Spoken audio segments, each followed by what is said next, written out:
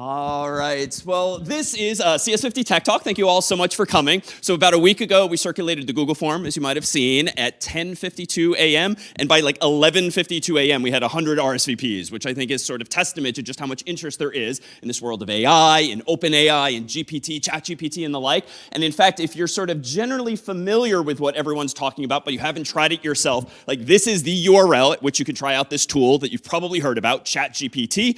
You can sign up for a free account there and start tinkering with what everyone else has been tinkering with. And then if you're more of the app-minded type, which you probably are if you are here with us today, OpenAI in particular has its own low-level APIs via which you can integrate AI into your own software.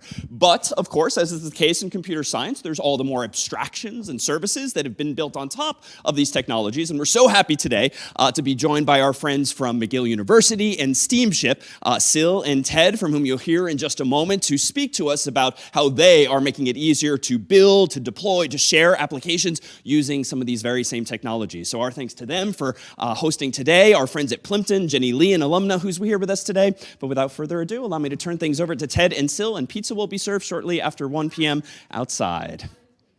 All right, over to you, Ted. Thanks a lot.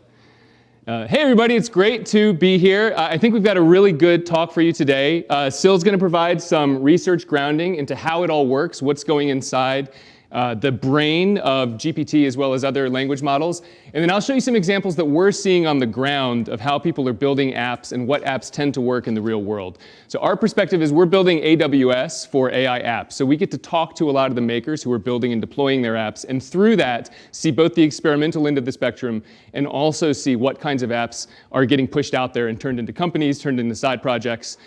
We did a cool hackathon yesterday. Many thanks to Neiman, to David Malin and CS50 for helping us put all of this together, to Harvard for hosting it. And there were 2 sessions. Lots of folks built things. If you go to steamship.com/hackathon, you'll find a lot of guides, a lot of projects that people built, and you can follow along. We have a text guide as well, just as a quick plug for that, if you want to do it remotely or on your own. So to tee up Sil, we're going to talk about basically 2 things today that I hope you'll walk away with and really know how to then use as you develop and as you tinker. One is, what is GPT and how is it working? Get a good sense of what's going on inside of it other than as just this magical machine that predicts things. And then 2 is, how are people building with it? And then importantly, how can I build with it too if you're a developer? And if you have CS50 background, you should be able to pick things up and start building some great apps. I've already met some of the CS50 grads yesterday, and the things that they were doing were pretty amazing. So hope this is useful. I'm going to kick it over to Sil and talk about some of the theoretical background of GPT. Yeah, so thank you, Ted. My name is Sil. I'm a graduate student in the digital humanities at McGill. I study literature and computer science and linguistics in the same breath. And I've published some research over the last couple of years exploring what is possible with language models and culture in particular.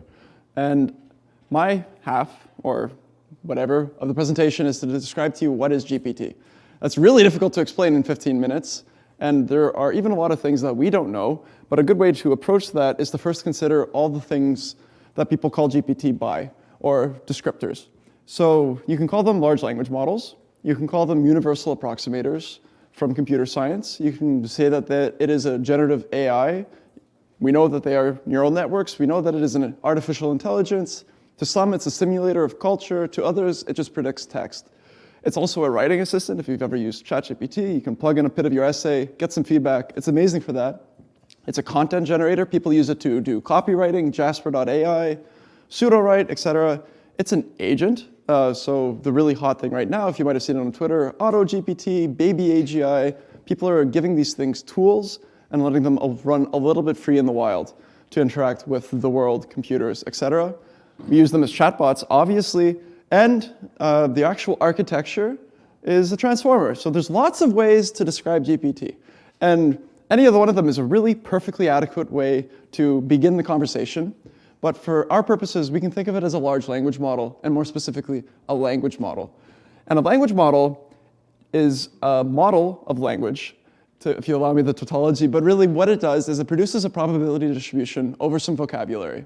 So let us imagine that we had the task of predicting the next word of the sequence I am. So if I give a neural network the words I am, what of all words in English is the next most likely word to follow?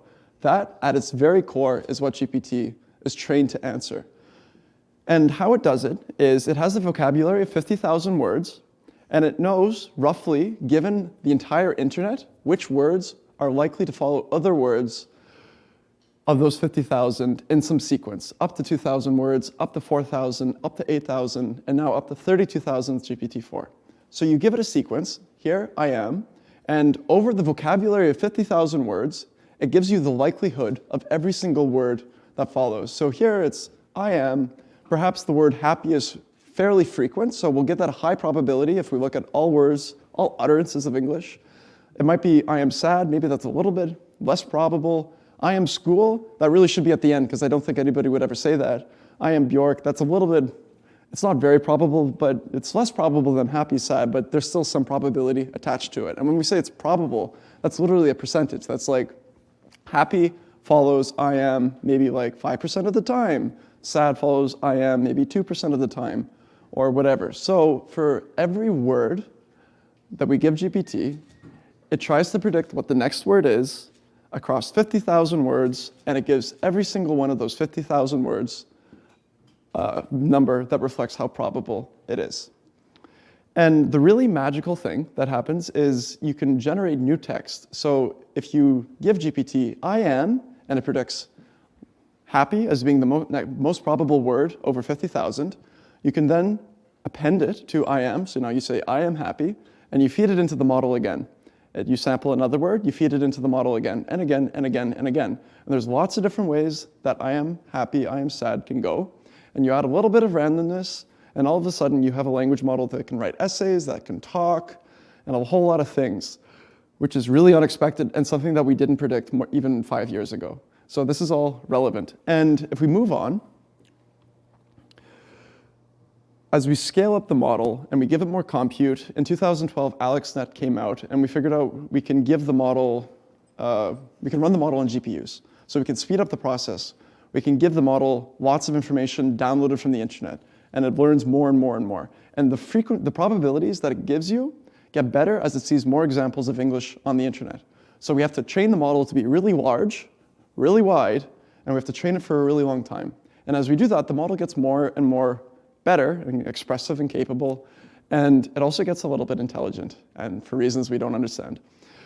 So, but the issue is that because it learns to replicate the internet, it knows how to speak in a lot of different genres of text and a lot of different registers. If you begin the conversation like, Chat GPT, can you explain the moon landing to a 6-year-old in a few sentences? GPT-3, this is an example drawn from the Instruct GPT paper from OpenAI. GPT-3 would have just been like, okay, so you're giving me an example, like explain the moon landing to a 6-year-old. I'm going to give you a whole bunch of similar things because those seem very likely to come in a sequence. It doesn't necessarily understand that it's being asked a question, it has to respond with an answer. GPT-3 did not have that apparatus, that interface for responding to questions. And the scientists at OpenAI came up with the solution, and that's let's give it a whole bunch of examples of question and answers such that we first train it on the internet, and then we train it with a whole bunch of questions and answers such that it has the knowledge of the internet, but really knows that it has to be answering questions. And that is when Chat GPT was born, and that's when it gained 100 million users in 1 month. I think it beat TikTok's record at 20 million in 1 month. It was a huge thing. And for a lot of people, they went, oh, this thing is intelligent. I can ask it questions, it answers back, we can work together to come to a solution. And that's because it's still predicting words. It's still a language model, but it knows to predict words in the framework of a question and answer. So that's what a prompt is. That's what instruction tuning is. That's a key word. That's what RLHF is, if you've ever seen that acronym, reinforcement alignment with human feedback. And all of those combined means that the models that are coming out today, the types of language predictors that are coming out today, work to operate in a Q&A form. GPT-4 exclusively only has the aligned model available, and this is a really great, solid foundation to build on because you can do all sorts of things. You can ask Chat GPT, can you do this for me? Can you do that for me? You might have seen that OpenAI has allowed plugin access to Chat GPT, so it can access Wolfram, it can search the web, it can do Instacart for you, it can look up recipes. Once the model knows that not only it has to predict language, but that it has to solve a problem, and the problem here being give me a good answer to my question, it's suddenly able to interface with the world in a really solid way. And from there on, there's been all sorts of tools that build on this Q&A form that ChatGPT uses. You have AutoGPT, you have LangChain, you have React. There was a React paper where a lot of these come from, and turning the model into an agent with which to achieve any ambiguous goal is where the future is going. And this is all thanks to instruction tuning. And with that, I think I will hand it off to Ted, who will be giving a demo or something along those lines for how to use GPT as an agent. So. All right, so I'm a super applied guy. I kind of look at things and think, okay, how can I kind of add this Lego, add that Lego, and clip them together and build something with it? And right now, if you look back in computer science history, when you look at the kinds of things that were being done in 1970, right after computing was invented, the microprocessors were invented, people were doing research like, how do I sort a list of numbers? And that was meaningful work, and importantly, it was work that's accessible to everybody, because nobody knows what we can build with this new kind of oil, this new kind of electricity, this new kind of unit of computation we've created, and anything was game, and anybody could participate in that game to figure it out. And I think one of the really exciting things about GPT right now is, yes, in and of itself, it's amazing. But then, what could we do with it if we call it over and over again, if we build it into our algorithms and start to build it into broader software? So the world really is yours to figure out those fundamental questions about what could you do if you could script computation itself over and over again in the way that computers can do. Not just talk with it, but build things atop it. So we're a hosting company. We host apps. And these are just some of the things that we see. I'm going to show you demos of this with code and try to explain some of the thought process. But I wanted to give you a high-level overview of, you've probably seen these on Twitter, but kind of when it all sorts out to the top, these are some of the things that we're seeing built and deployed with language models today.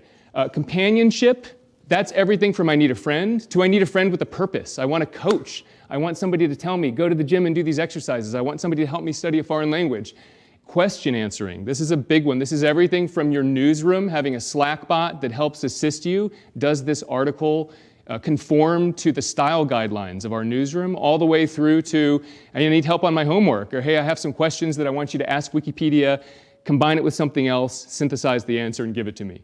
Utility functions.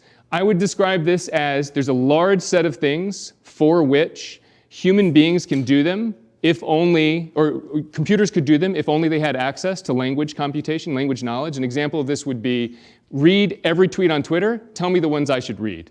That way I only get to read the ones that actually make sense to me and I don't have to skim through the rest. Creativity, image generation, text generation, storytelling, proposing other ways to do things. And then these wild experiments in kind of baby AGI, as people are calling them, in which the AI itself decides what to do and is self-directed. So I'll show you examples of many of these and what the code looks like. And if I were you, I would think about these as categories within which to both think about what you might build and then also seek out starter projects for how you might go about building them online. All right, so I'm just going to dive straight into demos and code for some of these, because I know that's what's interesting to see as fellow builders, with a high-level diagram for some of these as to how it works. So approximately, you can think of a companionship bot as a friend that has a purpose to you. And there are many ways to build all of these things, but one of the ways you can build this is simply to wrap GPT or a language model in an endpoint that additionally injects into the prompt some particular perspective or some particular goal that you want to use. It really is that easy in a way, but it's also very hard because you need to iterate and engineer the prompt so that it consistently performs the way you want it to perform. So a good example of this is something somebody built in the hackathon yesterday, and I just wanted to show you the project that they built. It was a Mandarin idiom coach, and I'll show you what the code looked like first. I'll show you the demo first. I think I already pulled it up. Here we go.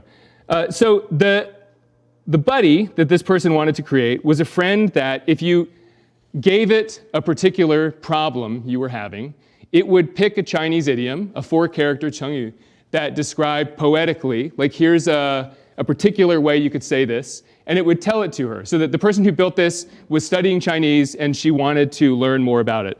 So I might say something like, I'm feeling very sad, and it would think a little bit.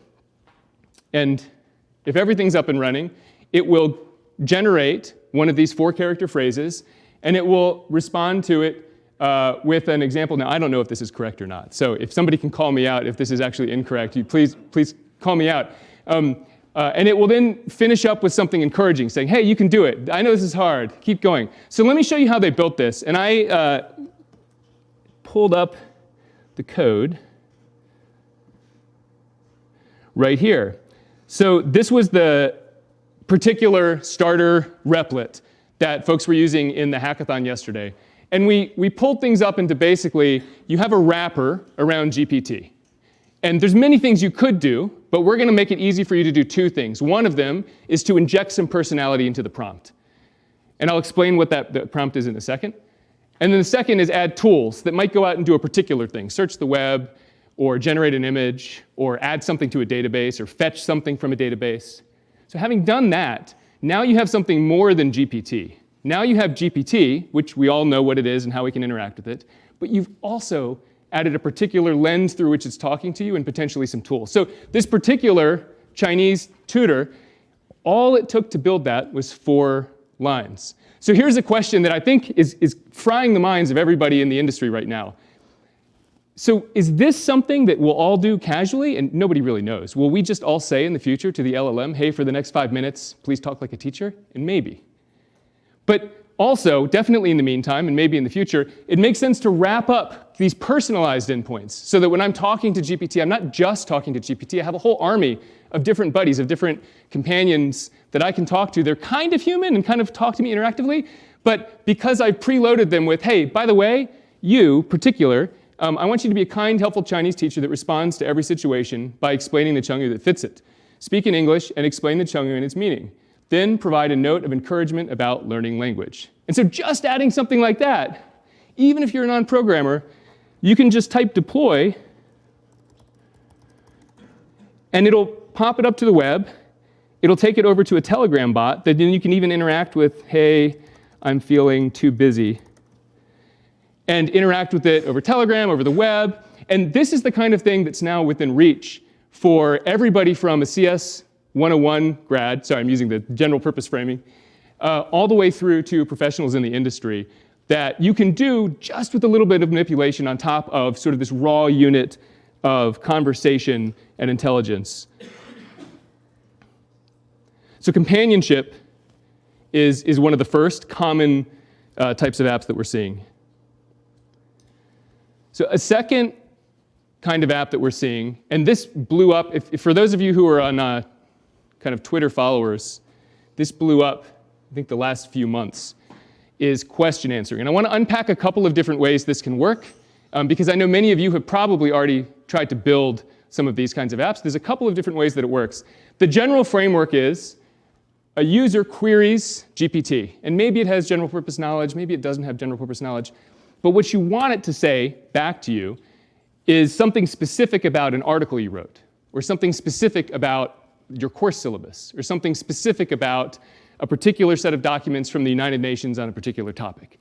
And so what you're really seeking is what we all hoped the customer service bot would be. Like, we've all interacted with these customer service bots, and we're kind of smashing our heads on the keyboard as we do it.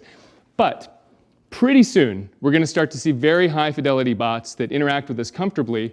And this is approximately how to do it as an engineer. So here's your game plan as an engineer. Step 1, take the documents that you want it to respond to. Step 2, cut them up. Now, if you're an engineer, this is going to madden you. You don't cut them up in a way that you would hope. For example, you could cut them up into clean sentences or clean paragraphs, or semantically coherent sections, and that would be really nice. Honestly, the way that most folks do it, and this is a simplification that tends to be just fine, is you have a sliding window that goes over the document, and you just pull out fragments of text. Having pulled out those fragments of text, you turn them into something called an embedding vector. So an embedding vector is a list of numbers that approximate some point of meaning. So you've already all dealt with embedding vectors yourself in regular life, and the reason you have, and I know you have, is because everybody's ordered food from Yelp before. So when you order food from Yelp, you look at what genre of restaurant is it? Is it in a pizza restaurant? Is it an Italian restaurant? Is it a Korean barbecue place? You look at how many stars does it have? 1, 2, 3, 4, 5. You look at where is it? So all of these you can think of as points in space, dimensions in space. Korean barbecue restaurant, 4 stars near my house. That's a three-number vector. That's all this is. So this is a 1,000-number vector or a 10,000-number vector. Different models produce different size vectors. All it is chunking pieces of text, turning it into a vector that approximates meaning, and then you put it in something called a vector database. And a vector database is just a database that stores numbers. But having that database, now when I ask a question, I can search the database and I can say, hey, the question was, what does CS50 teach? What pieces of text in the database have vectors similar to the question, what does CS50 teach? And there's all sorts of tricks and empires being made on refinements of this general approach. But at the end, you, the developer, model it simply as thus. And then when you have your query, you embed it. You find the document fragments, and then you put them into a prompt, and now we're just back to the personality, the companionship bot. Now it's just a prompt, and the prompt is, you're an expert in answering questions. Please answer, user-provided question, using source documents, results from the database. That's it. So after all of these decades of engineering of these customer service bots, it turns out with a couple of lines of code, you can build this. So let me show you, I made one just before the class, with the CS50 syllabus. So we can pull that up. And I can say, I added the PDF right here.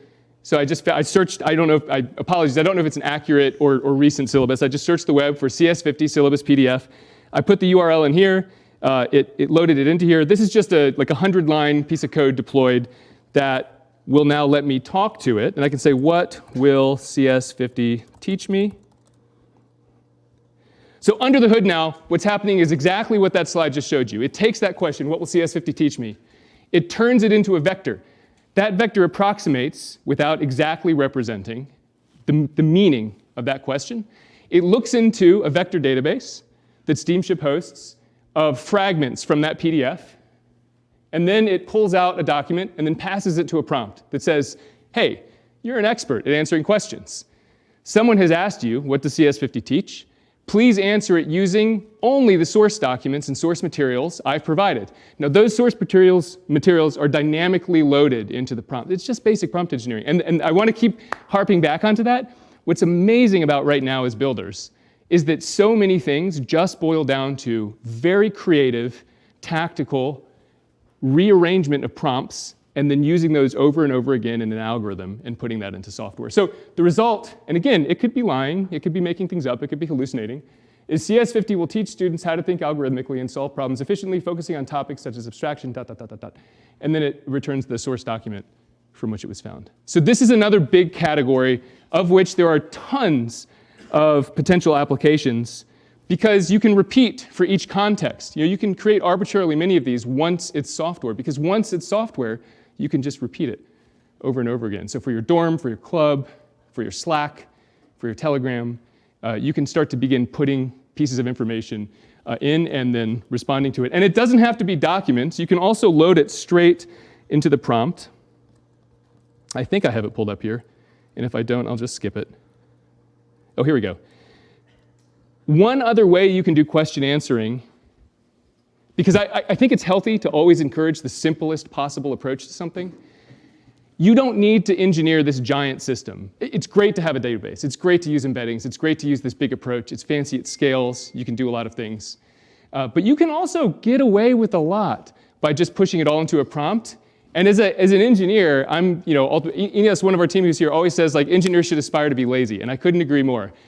You, as an engineer, should want to set yourself up so that you can pursue the lazy path to something.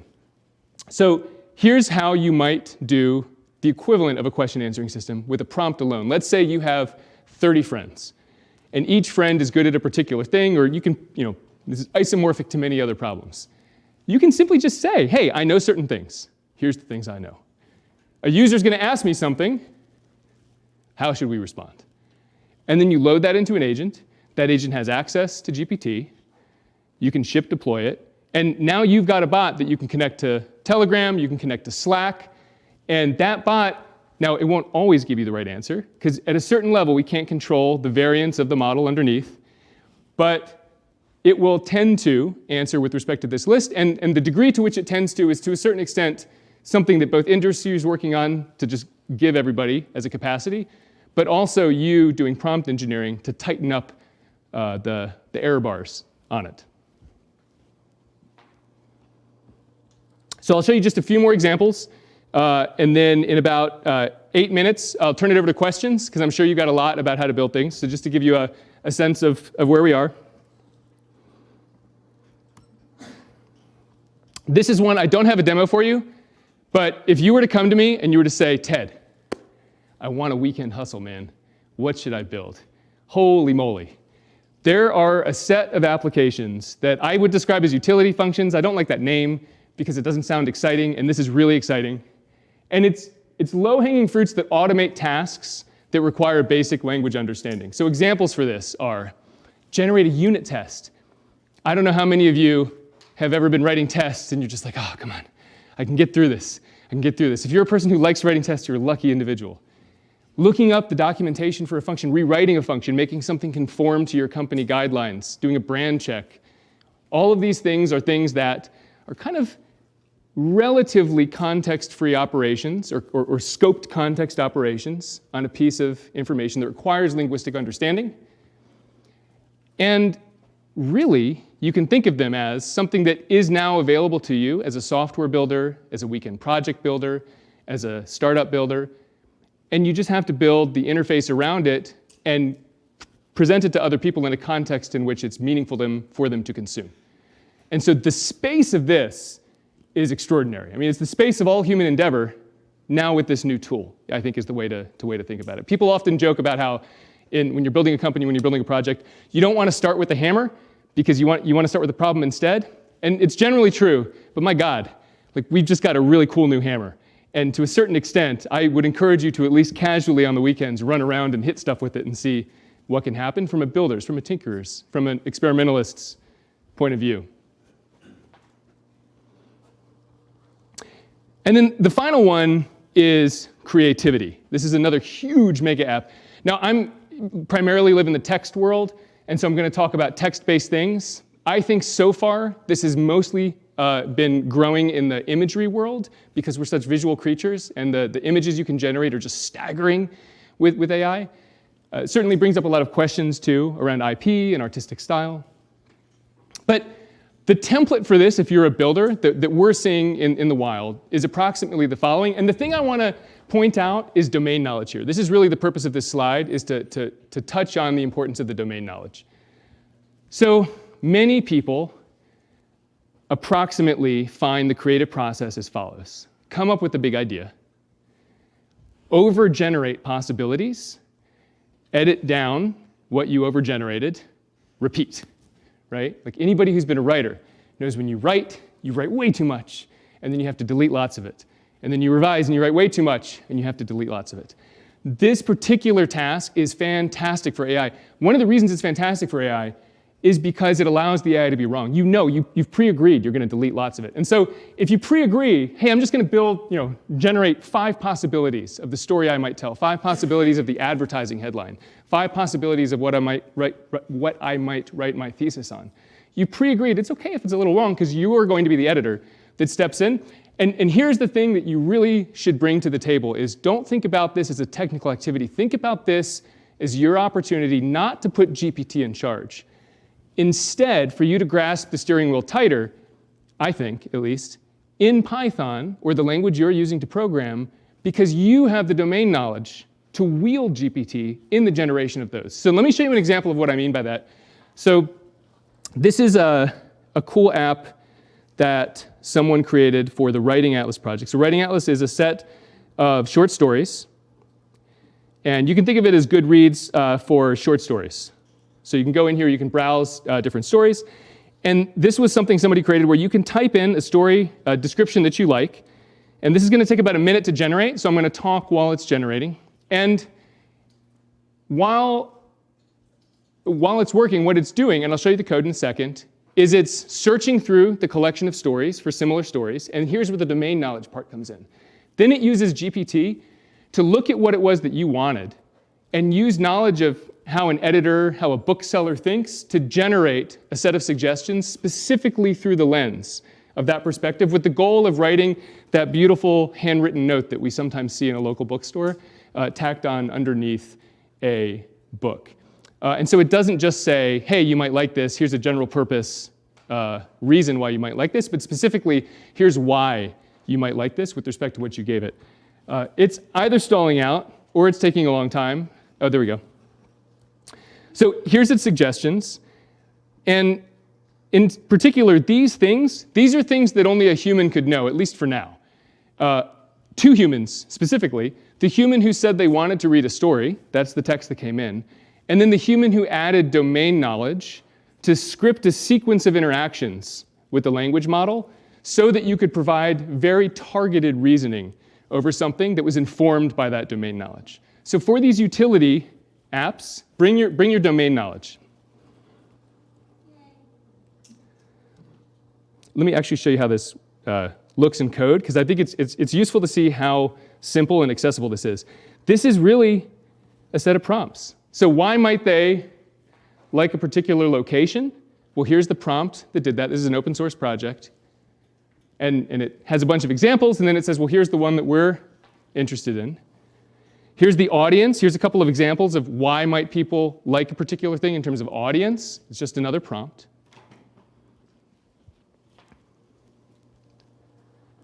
Same for topic, same for explanation. And if you go down here and look at how it was done, suggesting the story is, what is this? Line 174 to line 203. It really is, and again, like over and over again, I want to impress upon you, this really is within reach. It's really just, 20-odd lines of step 1, search in the database for similar stories.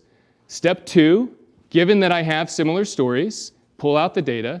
Step 3, with my domain knowledge in Python, now run these prompts. Step 4, prepare that into an output. So the thing we're scripting itself is some approximation of human cognition, if you're willing to go there metaphorically. We're not sure. I'm not going to weigh in on where we are on the is OpenAI a life form argument. All right, one kind of really far out there thing, and then I'll tie it up for questions, because I know there's probably a lot, and I also want to make sure you get great pizza in your bellies. And that is Baby AGI, Auto GPT is what you might have heard them called on Twitter. I think of them as multi-step planning bots. So everything I showed you so far was approximately one-shot interactions with GPT. So this is, the user says they want something, and then either Python mediates interactions with GPT, or GPT itself does some things with the inflection of a personality that you've added from some prompt engineering. Really useful, pretty easy to control. If you want to go to production, if you want to build a weekend project, if you want to build a company, that's a great way to do it right now. This is wild. And if you haven't seen this stuff on Twitter, I would definitely recommend going to search for it. This is what happens, the simple way to put it is, if you put GPT in a for loop. If you let GPT talk to itself and then tell itself what to do. So it's an emergent behavior. And like all emergent behaviors, it starts with a few simple steps. The Conway's game of life, many elements of reality turn out to be math equations that fit on a t-shirt, but then when you play them forward in time, they generate DNA, or they generate human life.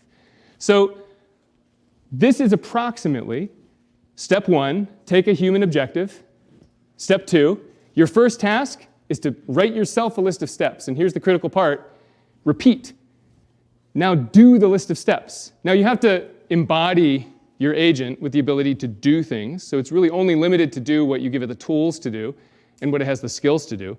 So obviously this is still very much a set of experiments that are running right now. But it's something that we'll see unfold over the coming years.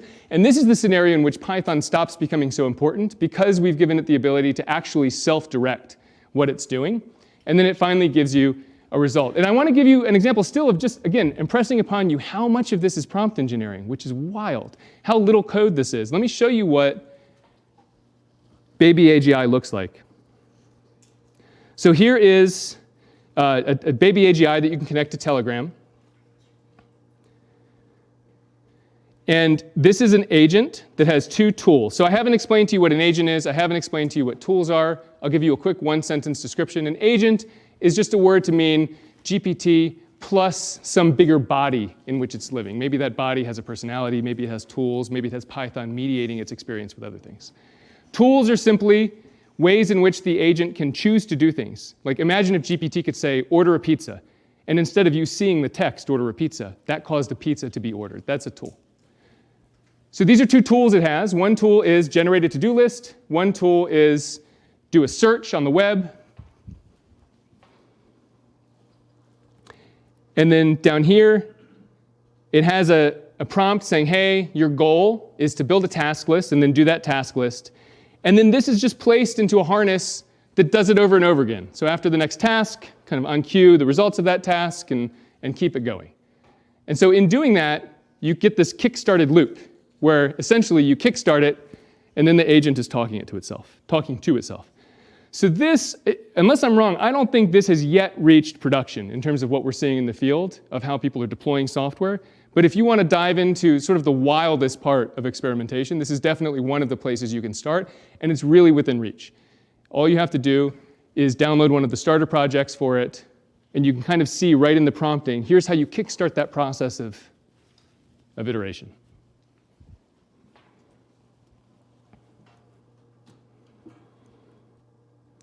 All right, so I know that was super high level. I hope it was useful. It's, I think, from the field, from the bottoms up, what we're seeing and what people are building, kind of this high level categories of apps that people are making. All of these apps are apps that are within reach to everybody, which is really, really exciting. And I suggest Twitter is a great place to hang out and build things. There's a lot of AI builders on Twitter publishing. And I think we've got a couple minutes before pizza is arriving, maybe 10 minutes. Keep on going? Oh, so if there's any questions, why don't we kick it to that? Because I'm sure there's some questions that you all have. I guess I ended a little early. Yes? Yeah, so I have a question around hallucination. And so, when we're building these sorts of applications in these apps, for example, let's say I'm giving it like a physics problem from PSET, and we want to do that. Yeah.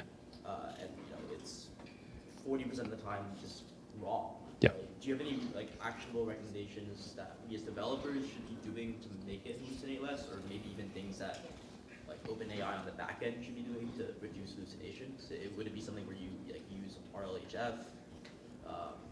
Any thoughts there? So the question was approximately how do you manage the hallucination problem? Like if you give it a physics lecture and you ask it a question, on the one hand, it appears to be answering you correctly. On the other hand, it appears to be wrong to an expert's eye 40% of the time, 70% of the time, 10% of the time. It's a huge problem. And then what are some ways as developers practically you can use to mitigate that? I'll give an answer. Sil, you may have some specific things too. So one high-level answer is the same thing that makes these things capable of synthesizing information is part of the reason why it hallucinates for you. So it's hard to have your cake and eat it too, to a certain extent. So this is part of the game. In fact, humans do it too. Like people talk about, just folks who kind of are too aggressive in their assumptions about knowledge. I can't remember the name for that phenomenon, where you'll just say stuff, right? So we do it too. Some things you can do are kind of a range of activities depending on how much money you're willing to spend, how much technical expertise you have, that can range from fine-tuning a model to practically, so I'm in the applied world. So I'm very much in a world of duct tape and sort of how developers get stuff done. So some of the answers I'll give you are sort of very duct tapey answers. Giving it examples tends to work for acute things. If it's behaving in wild ways, the more examples you give it, the better. That's not going to solve the domain of all of physics. So for the domain of all of physics, I'm gonna bail and give it to you because I think you are far more equipped than me to speak on that. Sure. So the model doesn't have a ground truth. It doesn't know anything. Any sense of meaning that is derived from the training process is purely out of differentiation. One word is not another word. Words are not used in the same context. It understands everything only through examples given through language. It's like someone who learned English or how to speak, but they grew up in a featureless gray room. They've never seen the outside world. They have nothing to rest on that tells them that something is true and something is not true. So from the model's perspective, everything that it says it's true. It's trying its best to give you the best answer possible. And if it lying a little bit or conflating two different topics is the best way to achieve that, then it will decide to do so. It's a part of the architecture. We can't get around it.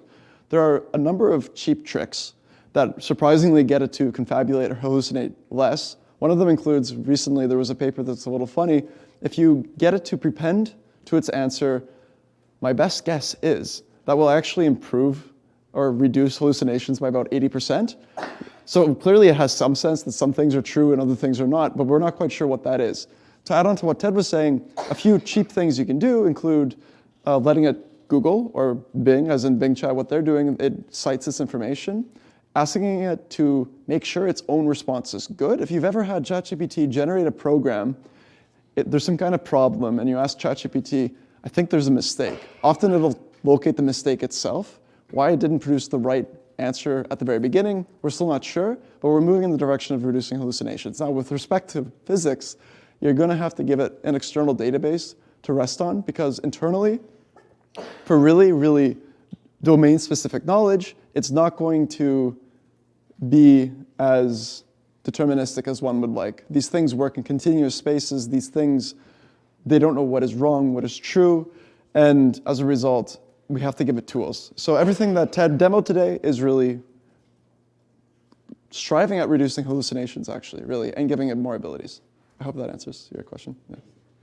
One of the ways too, that, I mean, I'm a simple guy. Like I tend to think that all of the world tends to be just a few things repeated over and over again. And we have human systems for this. You know, in a team, like companies are a team playing sport. And we're not right all the time, even when we aspire to be. And so we have systems that we've developed as humans to deal with things that may be wrong. So, you know, human number one proposes an answer, human number two checks their work, human number three provides the final sign-off. This is really common. Anybody who's worked in a company has seen this in practice.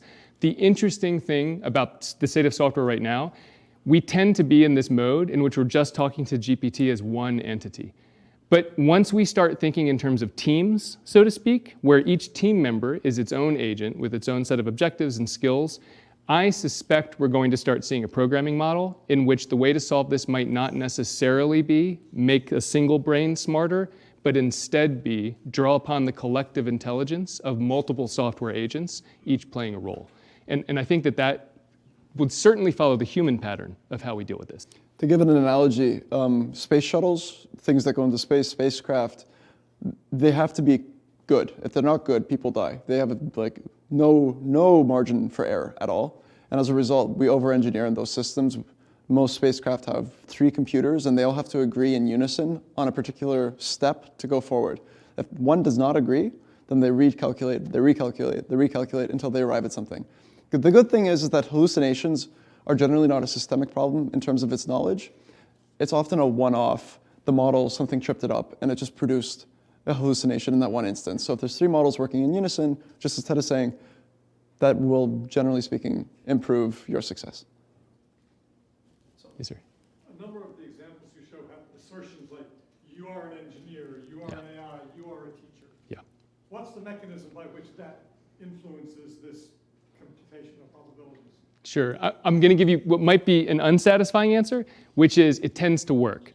But I think we know why it tends to work. And again, it's because these language models approximate how we talk to each other. So if I were to say to you, hey, help me out, I need you to mock interview me. That's a direct statement I can make that kicks you into a certain mode of interaction. Or if I say to you, help me out, I'm trying to apologize to my wife, she's really mad at me, can you role play with me?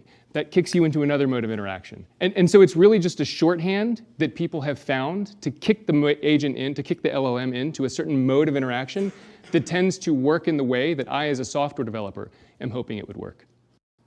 And to really quickly add on to that, being in the digital humanities that I am, I like to think of it as a narrative. A narrative will have a few different characters talking to each other. Their roles are clearly defined. 2 people are not the same. This interaction with GPT, it assumes a personality. It can simulate personalities. It itself is not conscious in any way, but it can certainly predict what a conscious being would react like in a particular situation. So when we're going you are X, it is drawing up that personality and talking as though it is that person. Because it is like completing a transcript or completing a story in which that character is present and interacting and is active. So, yeah. I think we got about 5 minutes until the pizza outside. 8 minutes. Yes, sir. Oh, so I'm not a CS person, but it's been fun playing with this, and I understand the sort of word-by-word generation and the sort of vibe, the feeling of it, you know, the narrative. Some of my friends and I have tried giving it logic problems, like things from the LSAT, for example, and it doesn't work. Like, and I'm just wondering why that would be. So it will generate answers that sound very plausible rhetorically, like given this condition X, given this Y, but it'll often even contradict itself in its answers, but it's almost never correct. So I was wondering why that would be. Like, it just can't reason, it can't think, and would we get to a place where it can, so to speak? I mean, not, you know what I mean? I don't mean think it's conscious. I mean have thoughts. Not You want to talk about React? I don't know how else to say that. But. So GPT-4, when GPT-4 released back in March, I think it was passing LSAT. It was, yeah. Logic problem. Yes. Logic puzzles too. Yes, it just passed, as I understand it. Oh, maybe it's because we're not using GPT-4. That's one of the weird things is that, ChatGPT. yeah, There's a valuable answer there. if you pay for Chat GPT, they give you access to the better model. And one of the interesting things with it is prompting. It's so finicky. It's very sensitive to the way that you prompt. There were earlier on when GPT-3 came out, some people were going, look, it can pass literacy tests, or no, it can't pass literacy tests. And then people who were pro or anti-GPT would be like, I modified the prompt a little bit, suddenly it can, or suddenly it can't. These things are not conscious. Their ability to reason is like an alien's. They're not us, they don't think like people, they're not human. But they certainly are capable of passing some things empirically, which demonstrates some sort of rationale or logic within the model. But we're still slowly figuring out, like a prompt whisperer, what exactly the right approach is. Yeah? Obviously, having GPT running and prompting it continuously is very expensive in terms of GPU. Have you seen instances where it directly creates some sort of business value in sort of a startup or a company? Or is there a real added value of having sort of these little AI apps in terms of productivity or drives and actual business value? Yeah, I mean, we host companies on top of us who that's their primary product. The value that it adds is like any company. I mean, it's, what is the Y Combinator motto? Make something people want. I mean, I wouldn't think of this as GPT inherently provides value for you as a builder. Like, that's their product. That's OpenAI's product. You pay Chat GPT for prioritized access. Where your product might be is how you take that and combine it with your data, somebody else's data, some domain knowledge, some interface that then helps apply it to something. Two things are both true. There are a lot of experiments going on right now, both for fun and people trying to figure out where the economic value is. But folks are also spinning up companies that are 100% supported by applying this to data. Okay, for a company that wouldn't be AI focused as in right? As in just using or developing in-house apps that use GPT for productivity. I think that it is likely that today we call this GPT and today we call these LLMs, and tomorrow it will just slide into the ether. I mean, imagine what the progression is going to be. Today there's one of these that people are primarily playing with. There's many of them that exist, but one people are primarily putting on top. Tomorrow we can expect that there will be many of them, and the day after that we can expect they're going to be on our phones and they're not even going to be connected to the internet. And for that reason, I think that like today we don't call our software microprocessor tools or microprocessor apps. Like the processor just exists. I think that one useful model, 5 years out, 10 years out, is to, even if it's only metaphorically true and not literally true, I think it's useful to think of this as a second processor. We had this before with what floating point coprocessors and graphics coprocessors already as recently as the 90s, where it's useful to think of the trajectory of this as just another thing that computers can do, and it will be incorporated into absolutely everything. Hence the term foundation model, which also crops up. Sorry. So, pizza's ready? One more question. Okay. Maybe one more, and then we'll break for some food. In the glasses right there? Sorry. Do you have any recommendations for getting Sorry, I was just being told we need to get 2 more. So yeah. Do you have any recommendation for like having ChatGPT return a structured data, like a JSON, for example, which is like very useful for programmers? It's hard to get it to do that reliably. It's incredibly useful to get it to do reliably. So some tricks you can use are you can give it examples. You can just ask it directly. Those are 2 common tricks. And look at the prompts that others have used to work. I mean, there's a lot of art to finding the right prompt right now. A lot of it is magic incantation.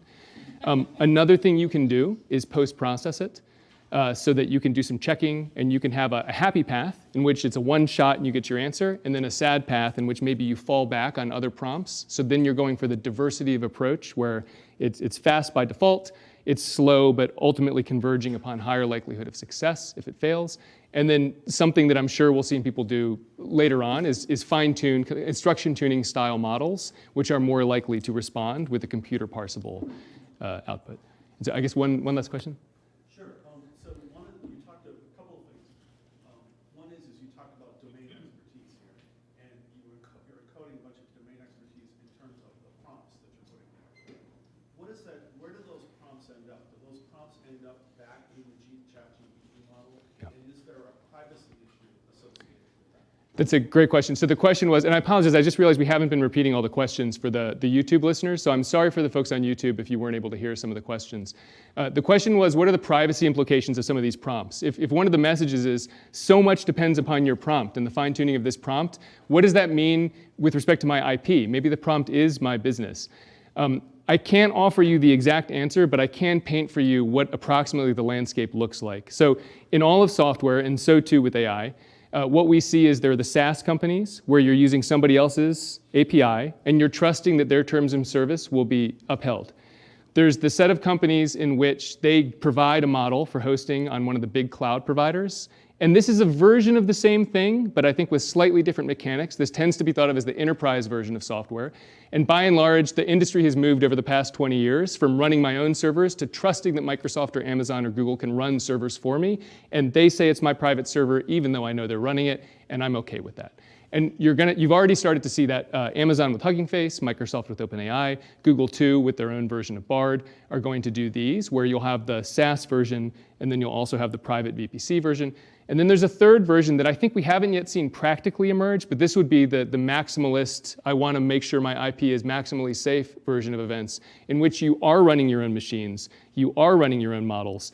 And then the question is the open source and or privately available version of the model as good as the publicly hosted one, and does that matter to me? And the answer is right now, realistically, it probably matters a lot. In the fullness of time, you can think of any one particular task you need to achieve as requiring some fixed point of intelligence to achieve.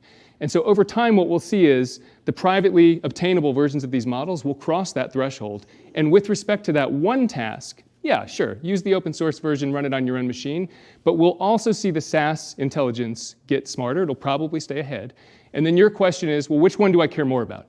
Do I want like the better aggregate intelligence, or is my task somewhat fixed point, and I can just use the open source available one for which I know it'll perform well enough because it's crossed the threshold?